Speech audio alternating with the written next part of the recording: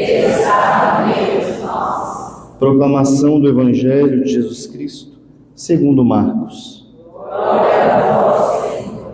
Naquele tempo, Jesus saiu da sinagoga e foi com Tiago e João para a casa de Simão e André. A sogra de Simão estava de cama com febre, e eles logo contaram a Jesus. E ele se aproximou, segurou sua mão e ajudou a levantar-se. Então a febre desapareceu e ela começou a servi-lo. À tarde, depois do pôr do sol, levaram a Jesus todos os doentes e os possuídos pelo demônio. A cidade inteira se reuniu em frente da casa. Jesus curou muitas pessoas de diversas doenças e expulsou muitos demônios. E não deixava que o demônio falasse, pois sabiam quem ele era. De madrugada, quando ainda estava escuro, Jesus se levantou e foi rezar no lugar deserto. Simão e seus companheiros foram à procura de Jesus. Quando o encontraram, disseram: todos estão te procurando. Jesus respondeu: vamos a outros lugares, às aldeias da redondeza. Devo pregar também ali, pois foi para isso que eu vim. E andava por toda a Galileia pregando em suas sinagogas e expulsando os demônios. Palavra da salvação. Glória a vós, Senhor. O Senhor se lembra sempre da aliança. O Senhor se lembra sempre da aliança. E com que frequência nós lembramos da aliança? Com que frequência nós nos lembramos da aliança e somos gratos a Deus por essa aliança que Ele faz conosco e que é fiel?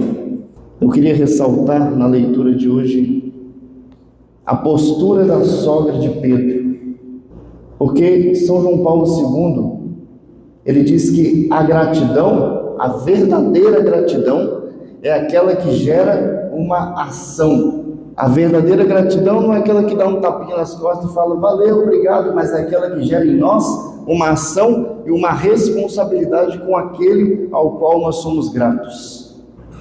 Aí tem aquela frase dos gregos antigos, que depois foi replicada por muitos filósofos e até santos da igreja, que diz que a gratidão é a memória do coração. Já ouviram essa frase? E gerou várias músicas. A gratidão é a memória do coração. Mas ela não é, essa frase parece simples, impactante, mas não é tão simples de compreender. E aí tem um filósofo chamado Friedrich Nietzsche, alemão, que ele ajuda a compreender quando ele diz assim que o homem ingrato é como uma árvore sem raízes. Aí isso ajuda a compreender, se a gente pensar, a gratidão é a memória do coração. Então, se a gente olhar para as nossas raízes, nós veremos que tudo que nós somos, nos tornamos, é fruto de lá, na nossa base, pessoas, primeiro os nossos pais que nos deram a vida, que nos criaram, que nos educaram do jeito deles, depois pessoas que nos deram oportunidades, que nos ajudaram, mas antes de tudo, o próprio Deus que nos salvou. Está vendo? As raízes revelam quem nós somos, as raízes revelam, e é isso, essas raízes são nossa memória. Se a gente fizer memória, nós vamos olhando para a nossa raiz. Mas o contrário disso, a ingratidão, é o maior dos pecados, porque ela recusa a bondade de Deus. Deixa eu dizer uma coisa para você: o ingrato não deveria vir aqui comungar a Eucaristia. Não deveria. Porque Eucaristia significa ação de graças. Eucaristia significa dar graças. Na missa, o sacerdote, ele oferece o cordeiro ao Pai, dando graças a Deus. Por que nós damos graças a Deus? Aí vamos lá na primeira leitura, que nós acabamos de ouvir. Visto que os filhos têm em comum a carne e o sangue, também Jesus participou da mesma condição, para assim destruir com a morte aquele que tinha o poder da morte, isto é, o diabo, e libertar os que por medo da morte estavam a vida toda sujeitos à escravidão. Com a própria morte ele destruiu a morte para libertar nós que estávamos sujeitos à escravidão. Então, a primeira grande graça que nós precisamos agradecer a Deus é pelo fato dele ser o nosso libertador, dele ter nos dado a vida. E aí depois tantas outras que nós recebemos ao longo da vida. E veja como a liturgia está falando do demônio, do inimigo de Deus, do diabo, aquele que tinha o poder da morte, isto é, o diabo, e libertar os que por medo da morte estavam. Porque aí se a gratidão é a memória do coração, a ingratidão nos faz esquecer tudo que Deus fez por nós. Esquecendo tudo que Deus fez por nós, nós viveremos uma vida ingrata, de desobediência a Deus, de pecado, de rebeldia contra Deus.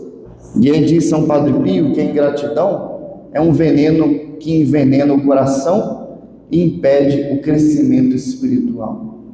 Envenena o coração e impede o crescimento espiritual.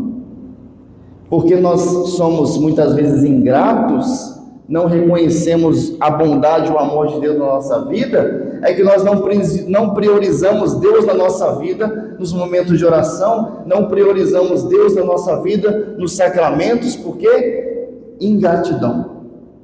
E aí não tem crescimento espiritual quando tem ingratidão. Santa Teresa, nessa mesma linha, diz que a ingratidão é como uma lâmina afiada que fere aqueles que nos fizeram bem.